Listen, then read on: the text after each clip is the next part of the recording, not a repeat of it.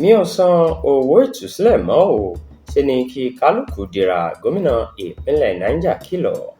Gómìnà ìpínlẹ̀ Niger Mohammed Bako ti sọ fún àwọn èèyàn ìpínlẹ̀ náà láti má ṣe sọ àsọ̀pìyè kí wọ́n wà ní ìgbáradì nígbà gbogbo nítorí ìkọlù àwọn ajínigbé. Gómìnà Bako sọ pé òun ò ní sanwó ìtúsílẹ̀ kankan tàbí dúnàdúrà mọ́ fún ìtúsílẹ̀ ẹnikẹ́ni táwọn ajínigbé bá gbé. Gómìnà sọ eléyìí nígbà tó ṣàbẹ̀wò sọ́dọ̀ àwọn èèyàn ìjọba ìbílẹ̀ Rijau àti Magama nípínlẹ̀ náà lẹ́yìn ìkọlù àwọn agbébọn tó wáyé láìpẹ́ yìí. Ó sọ síwájú pé ìpínlẹ̀ Niger ti dé ìpele tó yẹ kí àwọn èèyàn ibẹ̀ dìde kí wọ́n sì kóró ojú sí ìwà ọ̀bàyéjẹ́ táwọn ajínigbé ń hù.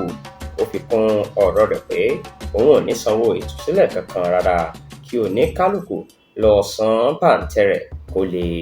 Ó ní ọ̀tá pọ̀ ju ẹni mì lọ lásìkò tá a wà yìí, ṣe ni kí oníkálukú wọn dira. Ó wáá sọ èròǹgbà rẹ̀ di mímọ̀ fáwọn aráàlú láti gba àwọn èèyàn tó tó 10,000 ṣiṣẹ́ láti lè mú ètò ààbò ìpínlẹ̀ náà múnádóko sí i.